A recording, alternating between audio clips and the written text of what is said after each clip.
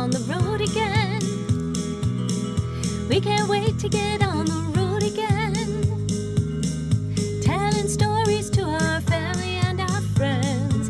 We can't wait to get on the road again. On the road again. We can't wait to get on the road again. Telling stories to our friends. We can't wait to get on the road again. Welcome to our monthly AAA podcast, Affinity, Allie, and Annette on the road to good storytelling with your host, Allie Spooner and moi. All right. Well, I'm Allie, and I write with Affinity Rainbow Books, and I'm your featured author today. I have a new book coming out September 1st, Gold Bands and Silver Buckles, which is the third book in the Cowgirls series that we will talk about today, and I'll tell you a little bit more about the story. I've published many titles with Affinity. Yeah, I'm a part-time author right now in Northwest Florida and have written with Affinity for many years. I write short stories, standalone stories, and my favorite has got to be series. I've got to be a serial writer. Hopefully, you'll get to know a little bit more about the characters today and how the MC Squared Ranch in Texas evolves. And look forward to answering some of Annette's drilling questions I'm sure she's going to hit me with.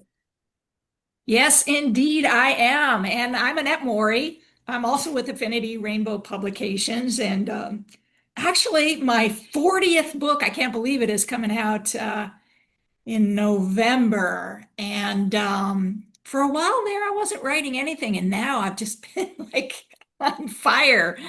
And I also just wrote two more books that I'm working on, the final manuscripts for those that come out next year.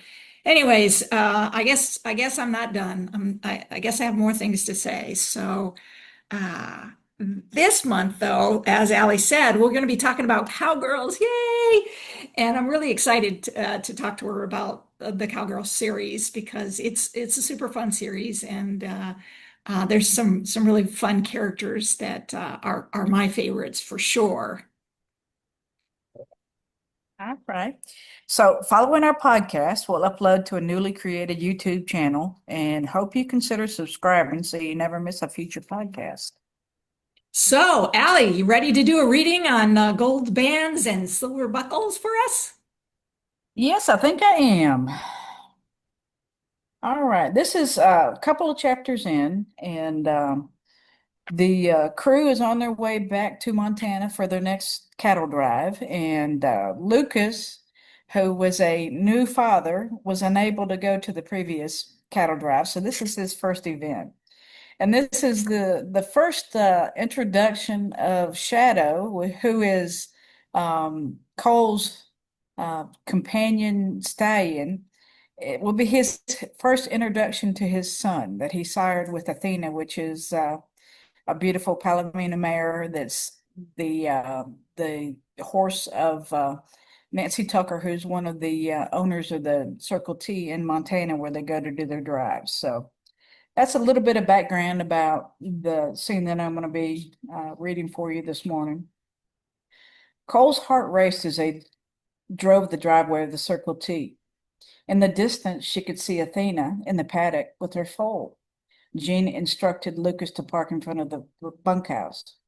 Cole barely waited for the truck to stop before she bailed out and walked to the paddock. Athena rushed toward Cole as her colt trotted beside her. "Look at that beautiful baby," Cole said as she stroked Athena's face. Athena turned her head towards the horse trailer and Shadow whinnied.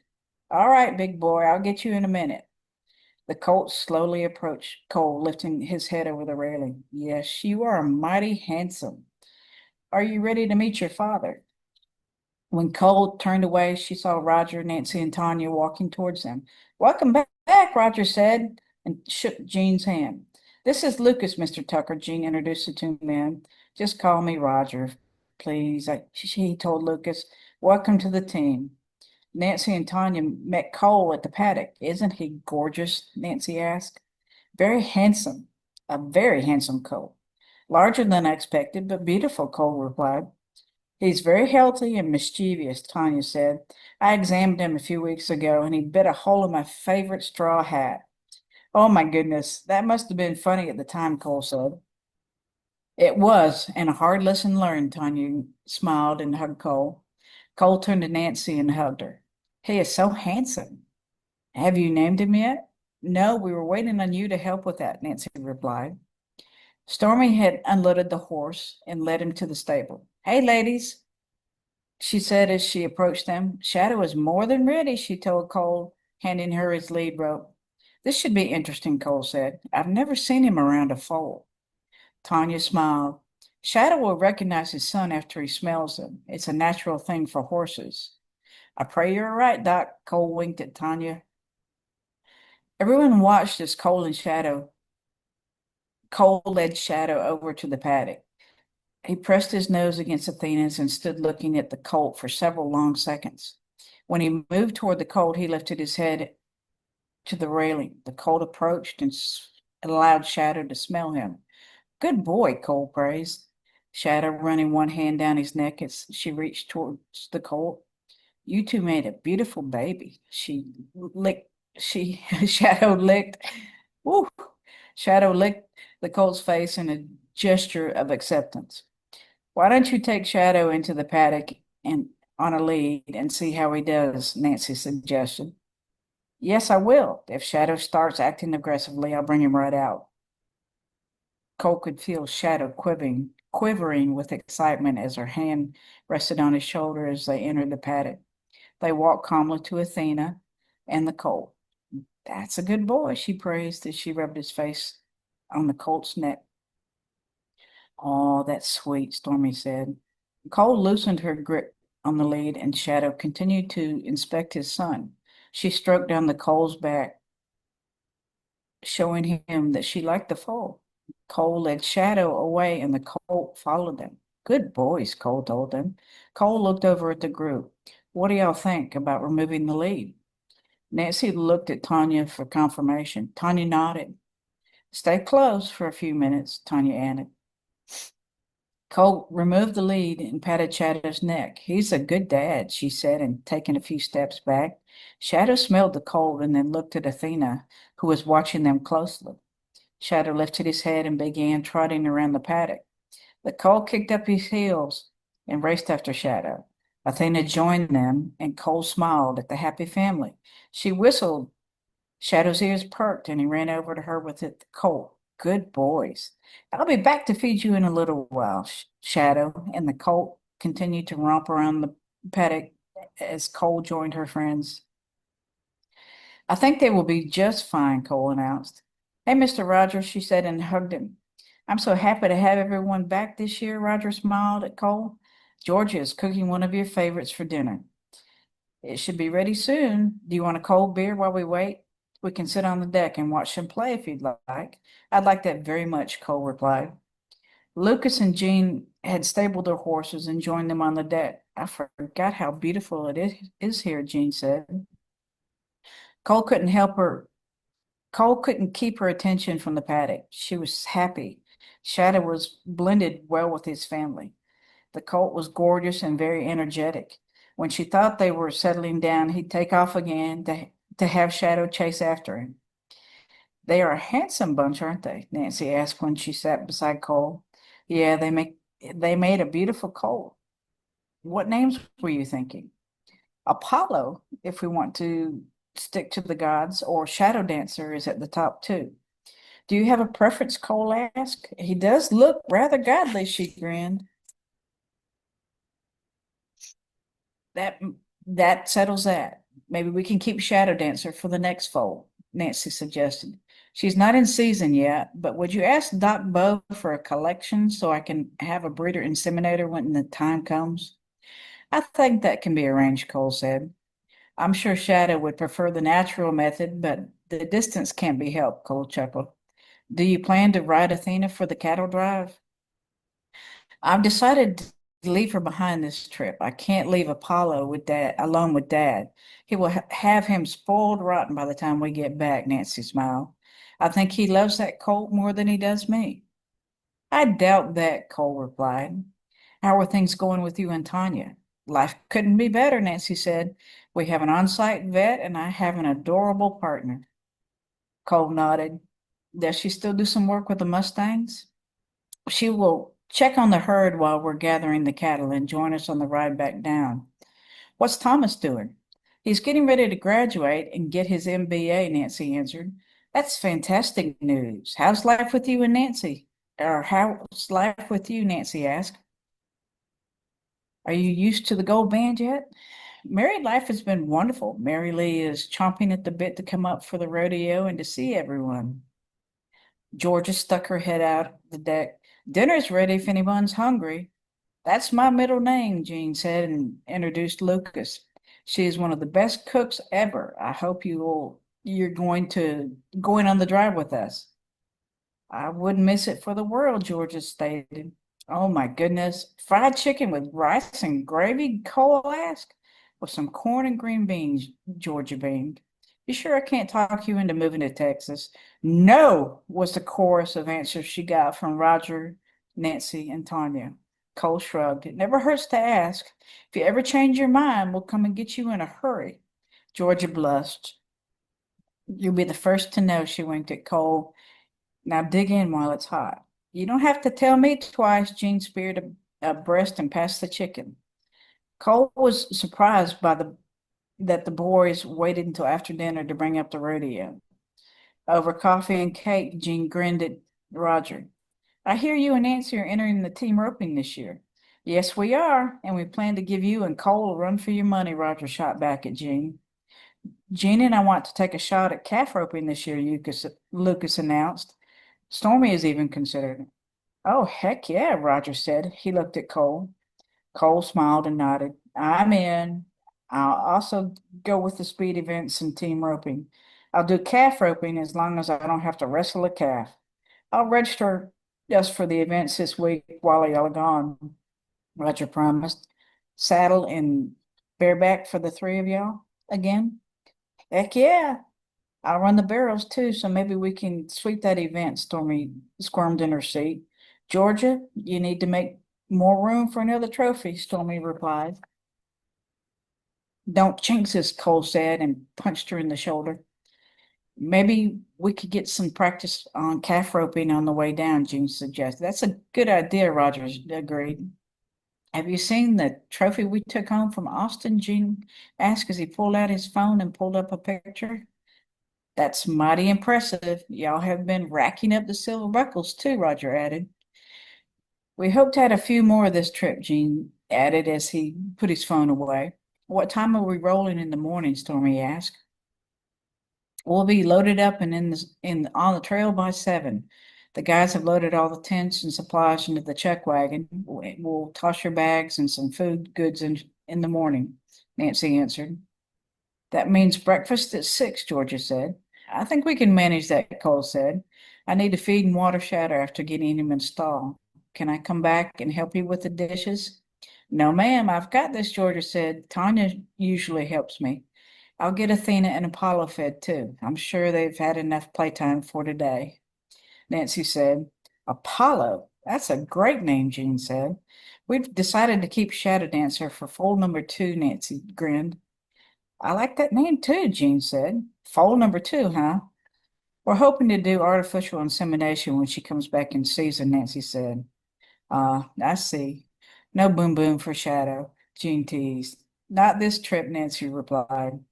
I'll grab your bag and meet you at the bunkhouse, Stormy told Cole. That works for me.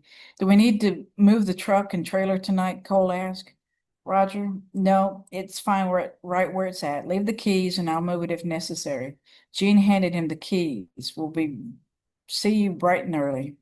Cole and Nancy walked to the barn. Athena and Apollo were already in the large stall, so she closed the gate behind them.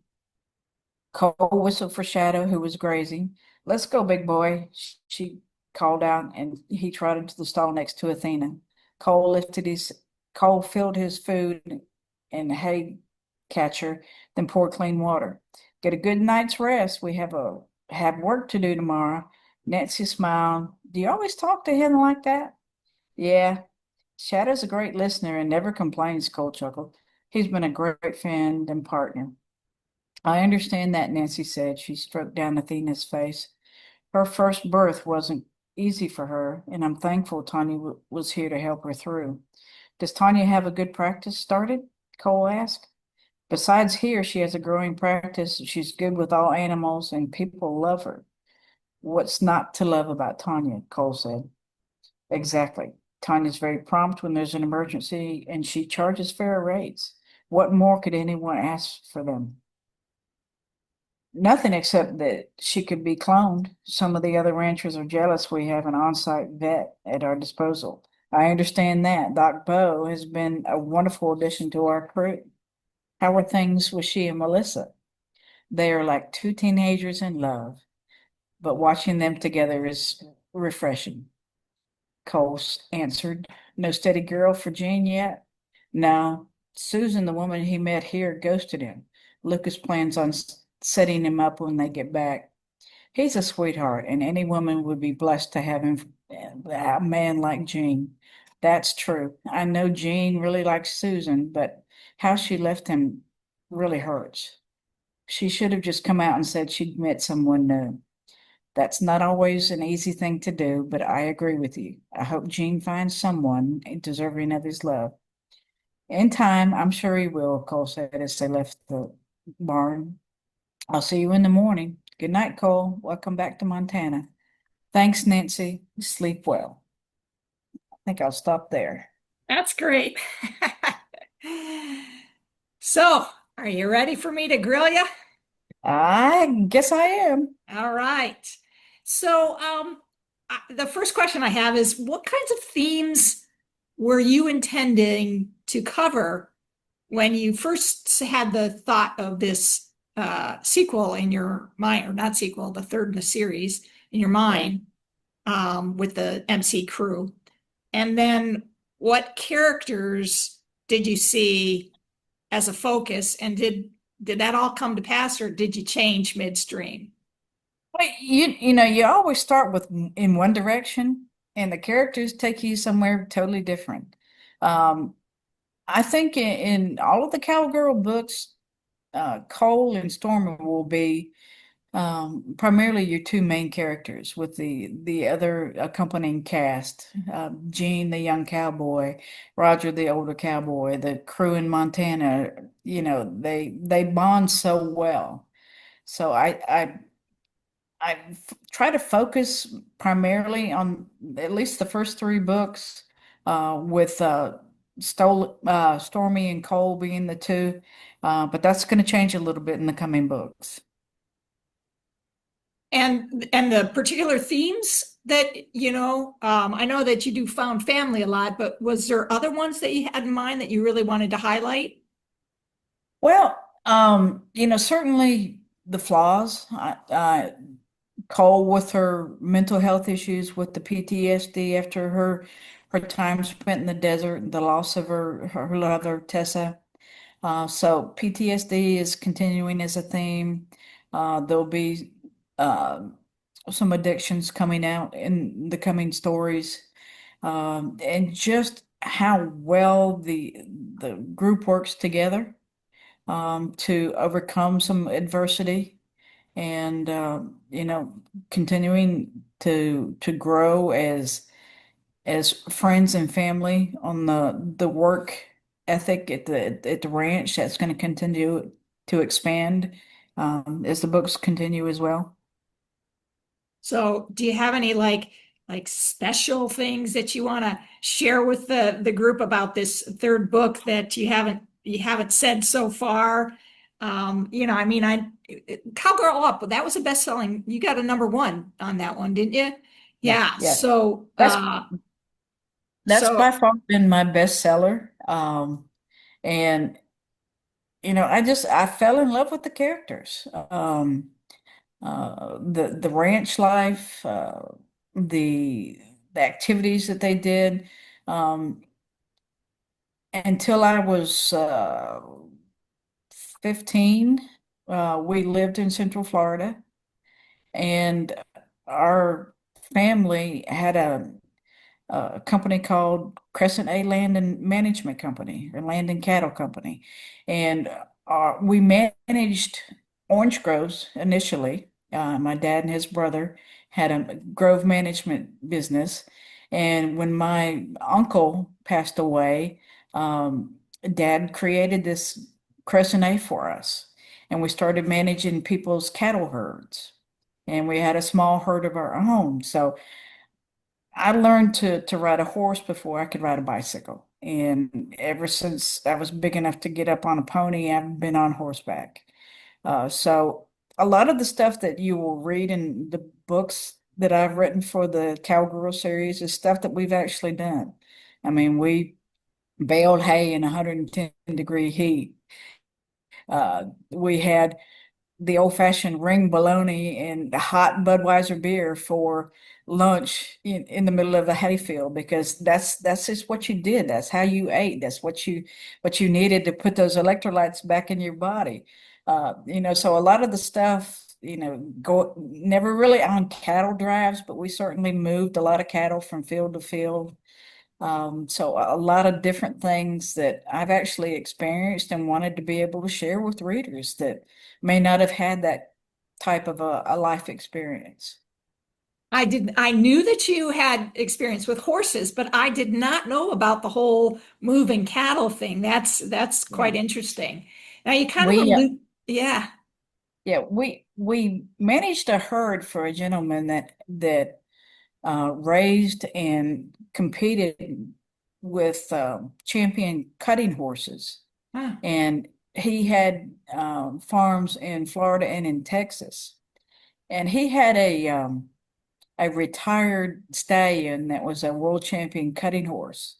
And part of my duties several times a week was to move his cattle from field to field using that cutting horse. And Hmm. this was probably the biggest horse I had ever ridden in my life. I mean, he was a good sized boy, and he was probably the most fun horse. And I've been racking my brain trying to remember what his name was. But I would go down after school, take my saddle, and we'd work. And if you've ever seen a cutting horse, the horse does all the work. You basically just sit back and give him a direction on where you want things to go, and the horse does the work, and you just sit there and let him do his work. And that horse was the smoothest horse I have ever ridden in my life. And like I said, I wish I could remember his name, but he was fantastic. I And, am trying really hard to imagine you on a really large horse, and I'm thinking, I mean, how tall are you? 5 foot? yeah, I I, mean, 5 foot. had, I mean, how yeah, do you even arrange the stirrups and whatever to fit yeah. somebody who's shorter It's of called statue? using a fence or using a stump But I mean, because, even like adjusting this, do they even have, I don't even oh, know yeah, all the parts of yeah. the saddle and everything. Do they even have things where you can adjust them with Oh, shorter legs? definitely. Oh, Yeah, they do. definitely. Really? Yeah.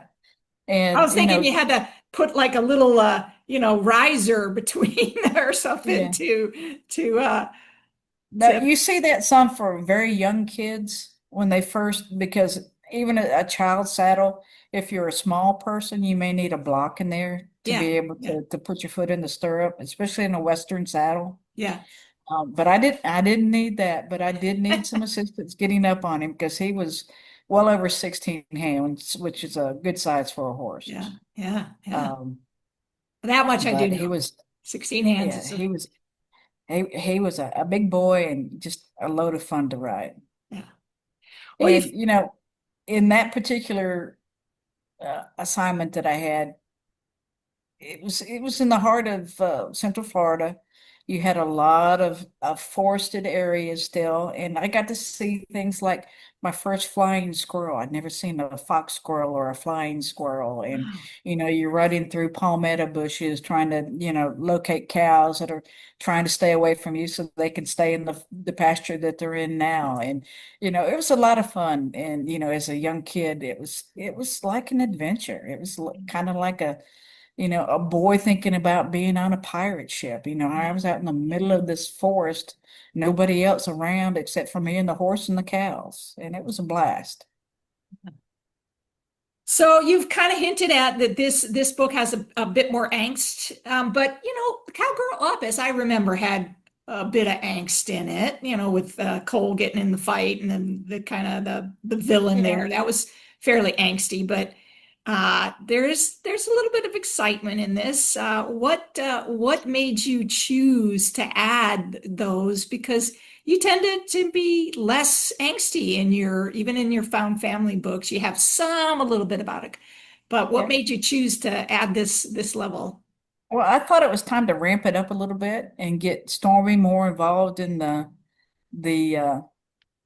being less than the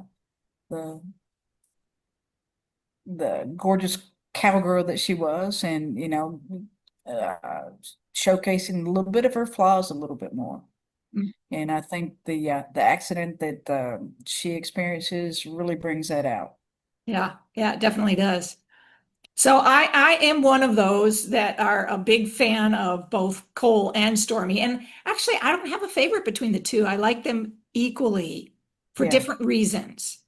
But I'm willing to bet others that those are fan favorites as well. What do you think it is about Cole and Stormy that makes them so appealing to the Sapphic community?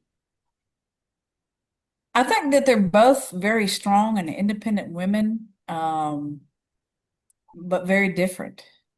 Cole is more, at least in the beginning, is more settled.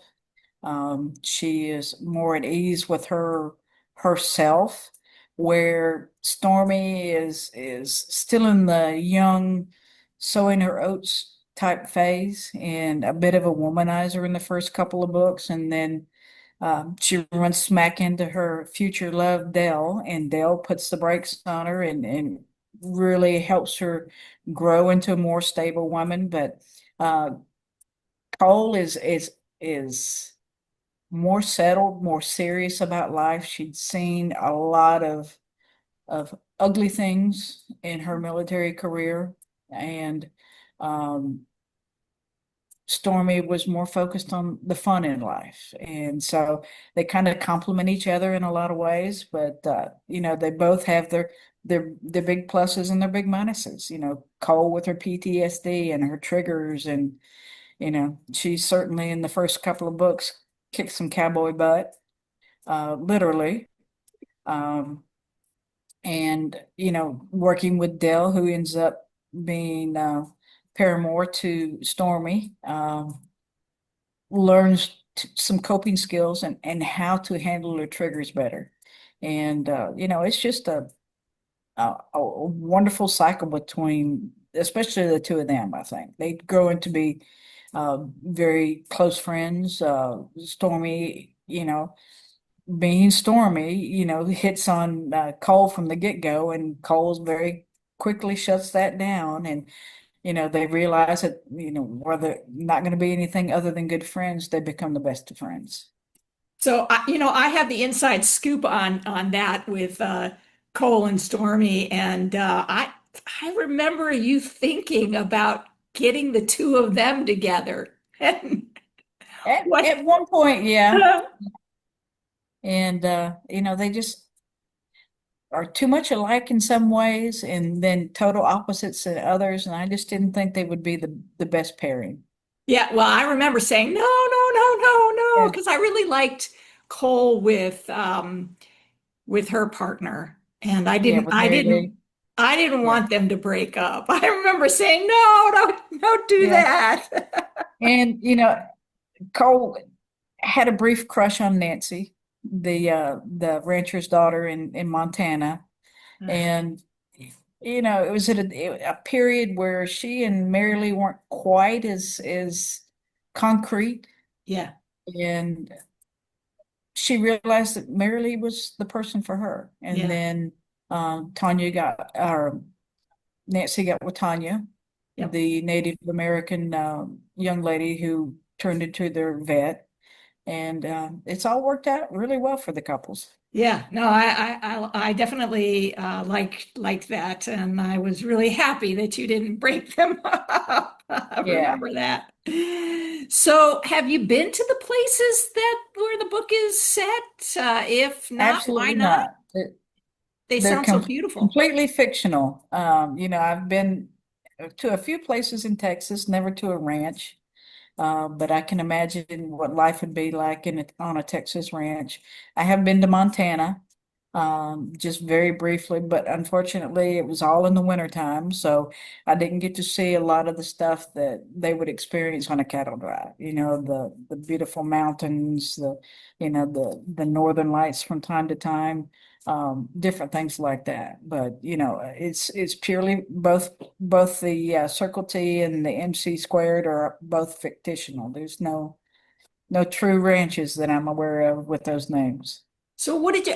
No, I know that, but I was talking more about places that would fit the vision of what's in the book and where that vision came from if you haven't if you haven't really been to those kinds of Yeah, locations, I guess, for yeah. lack of better terminology.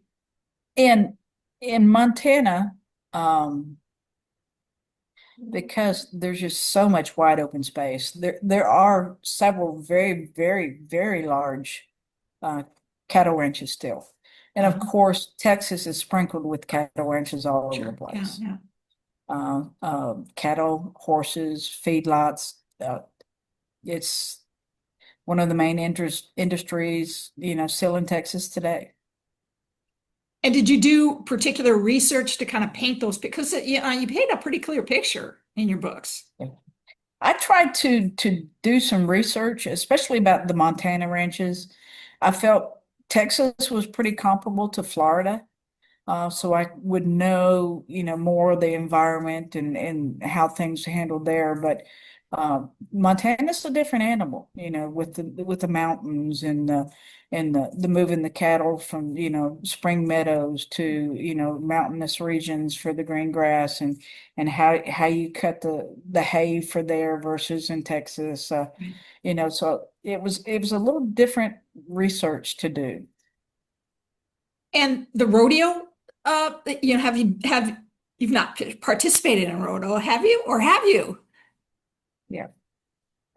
When we were younger, we actually one time went to the Silver Springs or Silver Spurs Rodeo in just outside Orlando. And I ran the barrels. I did some of the horse show type events. No bronc riding or anything like that. No roping because I wasn't old enough. But as part of our growing up and being on horses, we were in a lot of local horse shows, and we Okay, right. did run barrels. We did do the flag events. We did do the reining classes and different things. But only one rodeo, and it was a pretty good event and had a blast. Didn't score well, but I was still pretty young at that point. So was it like a junior rodeo? They have those, right? Don't they have junior It, rodeos? it had some kid events. It Okay, wasn't all okay, strictly adults, but okay. there's certain events that there's age limits that you have to be to participate in. Rodeo's always fun. I can be in a sports bar somewhere, and if a rodeo event pops up, boy, my eyes are just glued. The barrel racers, they're just badass women. I mean, they can get in there and get it done. Watching the bull riding always makes me cringe because I know how devastating that can be when you've got a 2 to 3,000 pound bull that you're trying to stay on their back for 8 seconds, and so many good cowboys, are disabled for life or even killed, from bull riding accidents. So, So, fun fact, I used to work in Ellensburg, Washington, and it's Ellensburg Rodeo is like one of the biggest rodeos in the yeah, nation. yeah. And I worked at that place for, I don't know, nearly 10 years. And I never, actually it was like 11 years, and I never went to a single rodeo. even though it Yeah. was like a huge event. And it's because that I just for me, I just envisioned um, a kind of mistreatment of the animals, especially like the roping of the calves. I would feel so bad about the baby Yeah. calves. And And I just couldn't see myself watching those events without cringing. And even though the barrel race, I had a friend of yeah, mine who did barrel races and did the flags and the what's the one where you shoot at targets and then you're you're also riding the horse. I don't know. Anyway, yeah, she was big yeah, into that, and so I caught some of those, and they were kind of fun to watch. yeah. And rodeo is evolving. It's trying to move away from the stigma of being animal abuse. I Okay. mean, so the pro rodeo stock are very well treated All animals. I right. mean, they get Yeah. better care than a lot of our pets. Uh, but they are looking at more humane procedures, like in bronc riding. Right. One of the main scoring points is the spurring of the animal by the cowboy. They have to start with their feet up above the horse's front shoulders, and they have to have so many spur movements during the 8-second ride. Well, they don't use traditional spurs anymore. They have silicone covers over them, Oh, so they're okay. not scratching or cutting into the animal. Yeah. You Yeah. know, the bull riding and a lot of the other events where you've got tight straps over Yeah. the bull's testicles and that kind of stuff to make them buck, Right. That would piss that's me off. yeah, it would push. I mean, that's the whole point, but it doesn't do harm to the animal. Mm, mm. So they're looking at certain things like that and trying to make it less inhumane for the animals, but they really do get good care. And are very well prized stock. I mean, some of the bulls that they sell, in auctions for rodeo competitions can go hundreds of thousands of dollars. Wow, really? I didn't know Yeah, that. Gosh, yeah. I'm learning all these new things. So, yeah, so hard work, strong women, all of those things are definitely recurring themes in a lot of your books. But this series is just a little bit different than some of your other series where there's a lot more especially the series up in Alaska where it's predominantly women. I mean, there's like one or two, but this one has like more of a mix of men and women that are working together. Yeah. And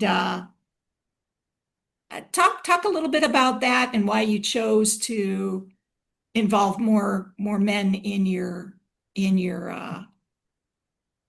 Well, mix. I don't think you can have a true Texas ranch without having an old grizzled cowboy. True.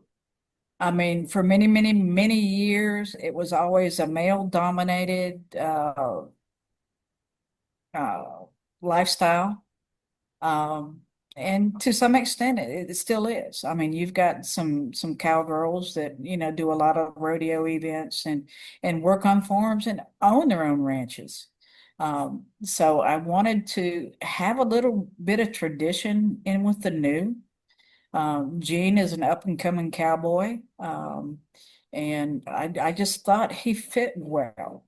And Lucas is the same.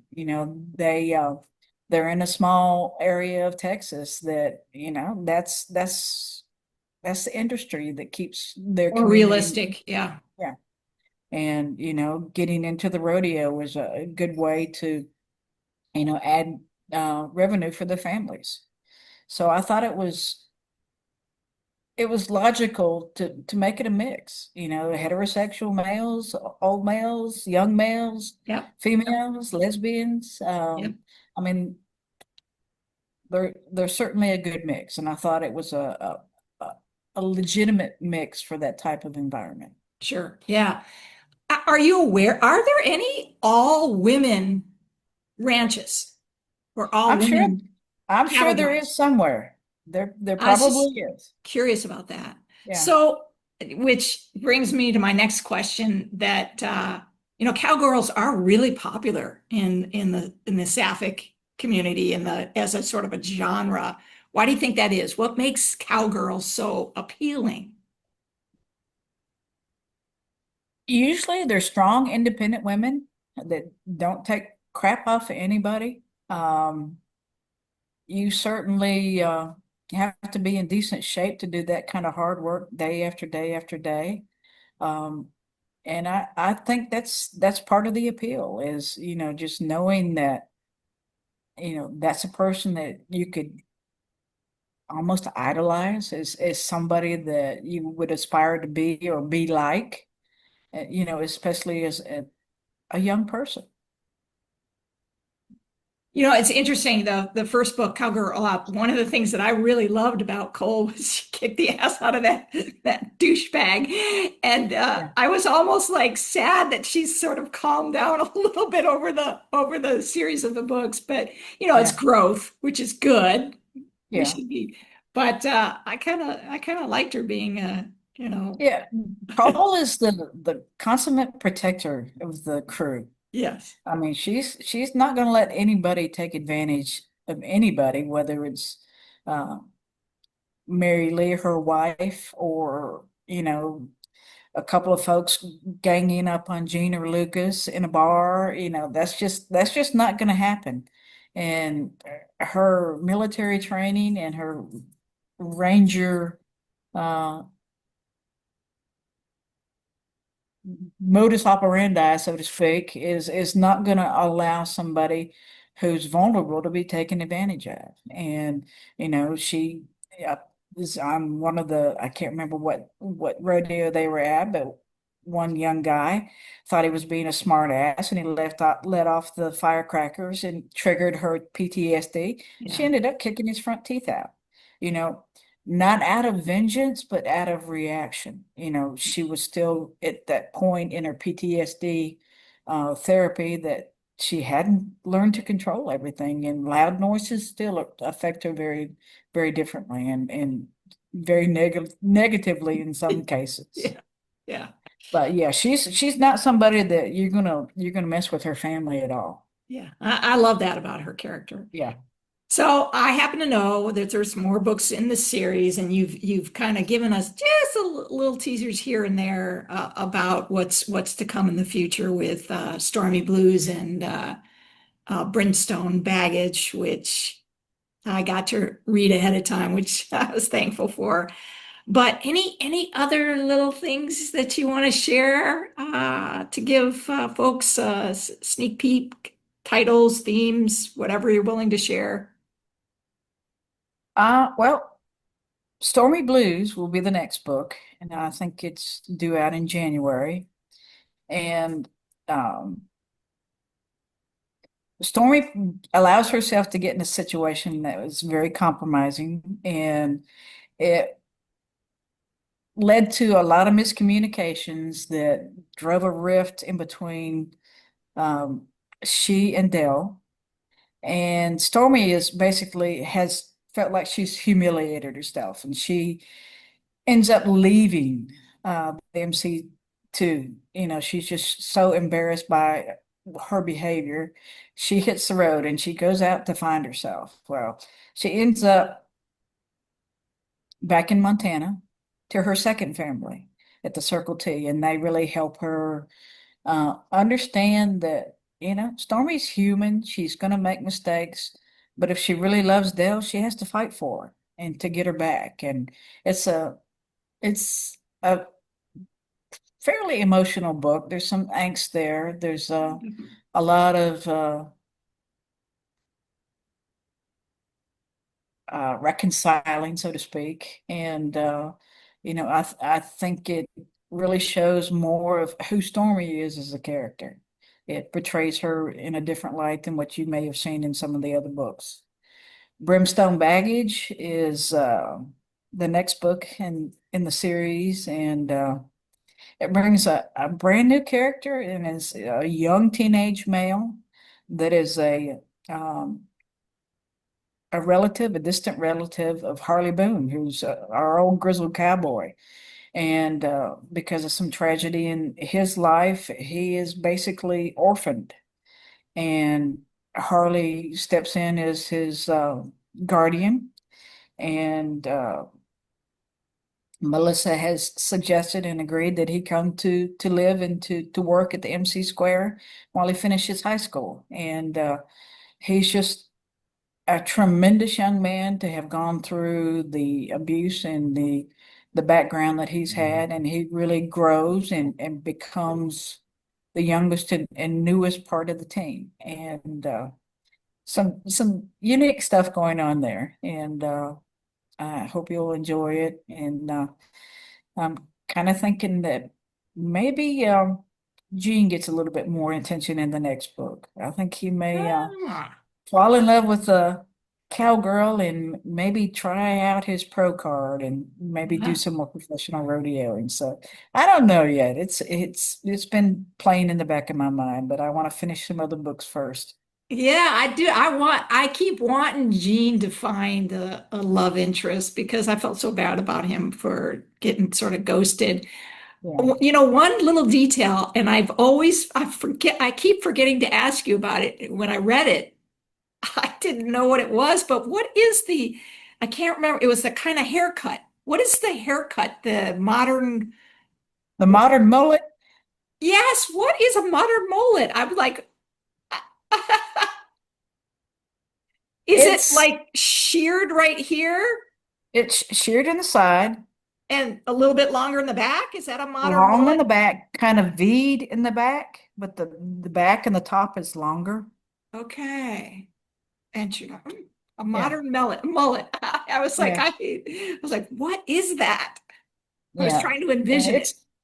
It's very, very popular with especially kids from the country right Is now. it? Yeah. Okay. Yeah. Didn't know that. Easy to care for, and you wash it and you blow it a little bit and you're done. You're done. Cool. All right. Well, yeah, I always kept meaning to ask you about that when that cropped up in Brimstone Baggage. All right. I know you are always working on something. So, what is your current work in progress? Can you tell us about All that? right. My current work in progress is a total new book, actually a couple of them. The one that's got my interest right now is well, a couple of them are going back into the sports thing. I'm about 25,000 words into a new softball book, which involves a college player who aspires to go pro and to go into the AUSL. And her love interest is going to be one of the assistant coaches. And the kind of taboo, they got to wait until after she Yeah. graduates before, they start anything. But she also is a professional player and plays the same position, has a lot of the same characteristics, and she is pinpointed as the special trainer for this young lady to make her the best and the greatest that she can be. And so she dropped she not dropped out of school. She's kept up her coursework, but she had to stop playing because her grandmother, who she lived with, was dying of cancer. So on her deathbed, her grandmother made her a promise that she would enter the transfer portal and go to one of the big schools that she wanted to go to. So that would give her the notice of the professionals that would be the people that would be drafting her for pros. So she does that and gets picked up by the University of Texas, and that's where this is going to take place. And it's going to be a slow burn love affair, obviously, but it'll be one that is more of a romance moving forward. So Um, no connection at all to Diamond Dreams, right? no, You no, haven't like Easter egged characters from Diamond's Dream no, okay. totally new characters. It's very fictional. I'm taking a lot of creative license with this, and she lives in an athletic apartment complex with other female athletes from the basketball team and the volleyball team and the soccer team. And, Nice. you know, again, it's found family. Um, the first person that she talked to, she actually went on campus the day before she was scheduled to visit for her official visit, and was going through one of the workout facilities, and there was a tall lady sitting there. Come to find out, she was also from Kentucky, where this main character is from. So they hit it off immediately, and they were able to you know share experiences.